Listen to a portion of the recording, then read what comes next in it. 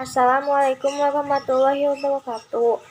Saya perwakilan dari kelompok 2 Kimia kelas 10 RPL 2 SMK Negeri 13 Bandung akan mempresentasikan hasil kerja kelompok kami. Yang pertama, mengapa baterai dapat menjadi sumber listrik? Baterai memiliki sel elektromia, yaitu kutub positif yang disebut dengan katoda dan kutub negatif yang disebut dengan anoda.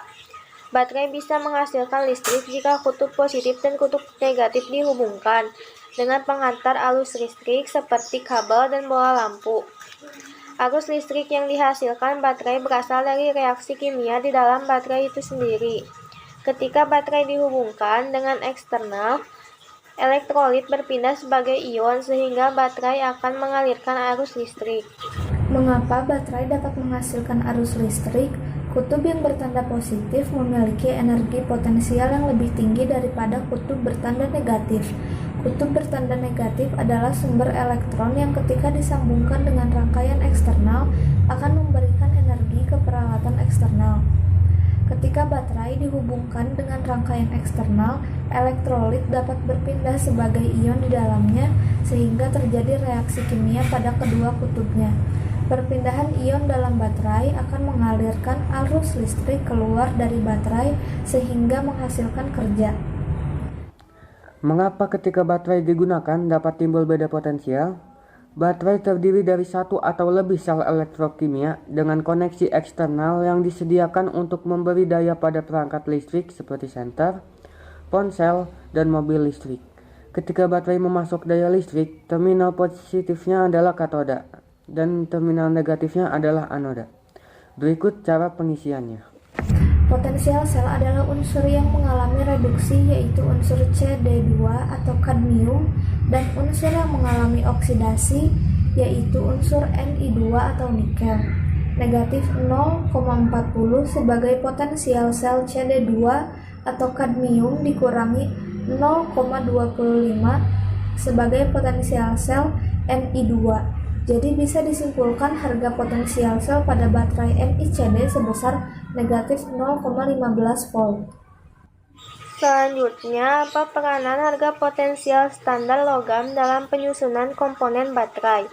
Adanya arus listrik berupa aliran elektron pada sel volta disebabkan oleh adanya perbedaan potensial antara kedua elektrode, yang disebut juga dengan potensial sel atau E-sel, ataupun gaya gerak listrik atau GGL, atau elektromotive force atau EMF.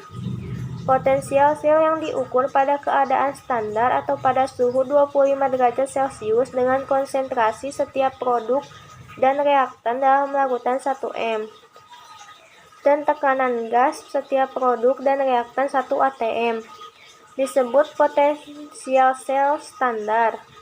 Nilai potensial sel sama dengan selisih potensial kedua elektrode.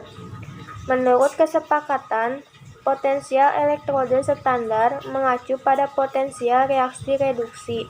Katode adalah elektrode yang memiliki nilai E0 lebih besar atau positif, sedangkan anode adalah elektrode yang memiliki nilai E0 lebih kecil atau negatif.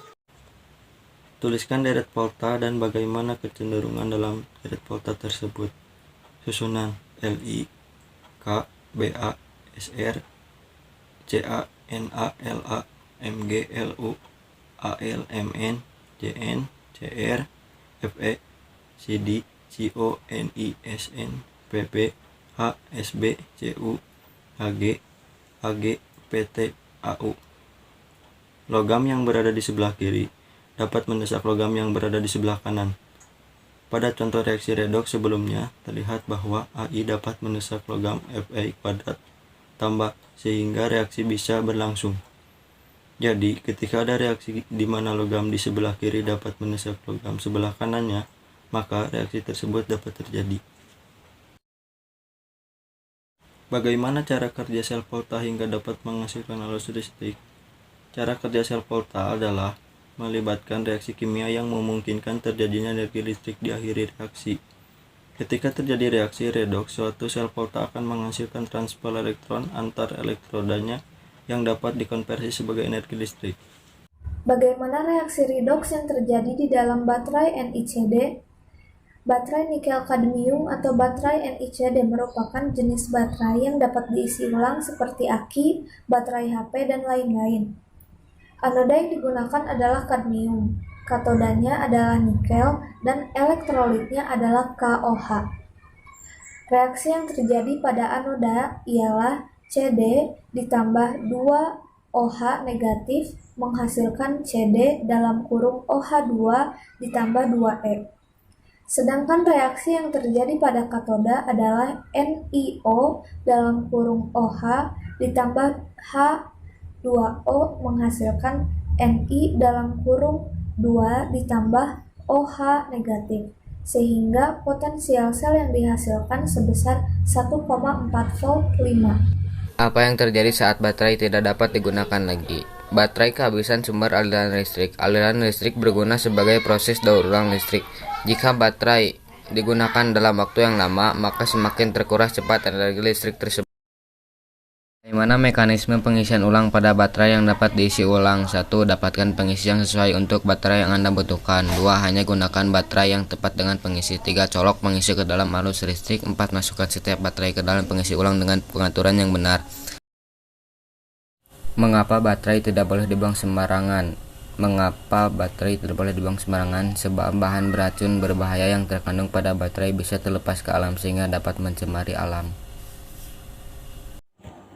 Lithium Iron Phosphate Battery atau LiFePO4 juga disebut baterai LFP.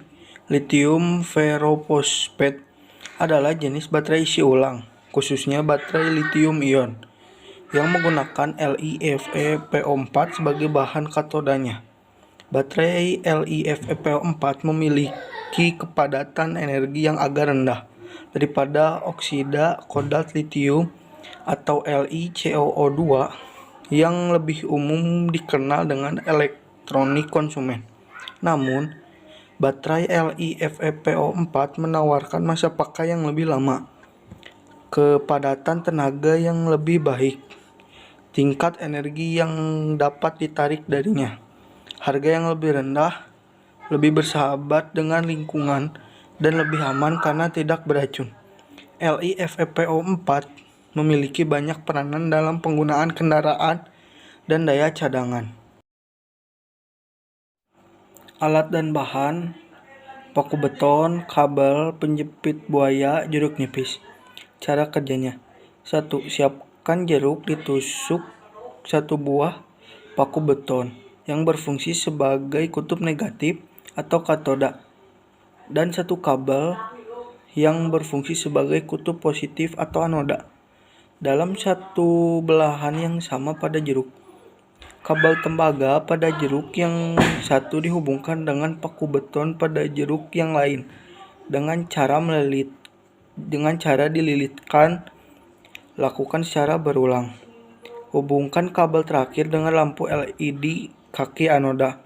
Jepitkan penjepit buaya yang sudah dipasangi kabel. Satu sisi dijepitkan pada paku beton, sisi satunya lagi dijepitkan pada kaki katoda. Hasil percobaan: lampu LED akan menyala dan membuktikan bahwa jeruk nipis bisa menjadi sumber energi. Pembahasan: sel volta adalah sel yang menghasilkan energi listrik karena adanya redoks spontan. Dengan kata lain, sel volta akan mengubah energi kimia menjadi energi listrik.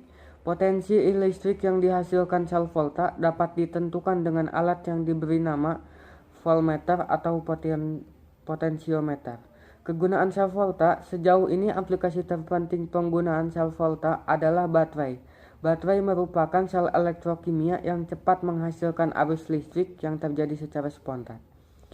Kesimpulan dari percobaan yang kita lakukan menyatakan bahwa jeruk nipis dapat mengalirkan arus listrik karena mengandung senyawa kimia seperti asam sitrat, kalsium, dioksida, dan asam amino.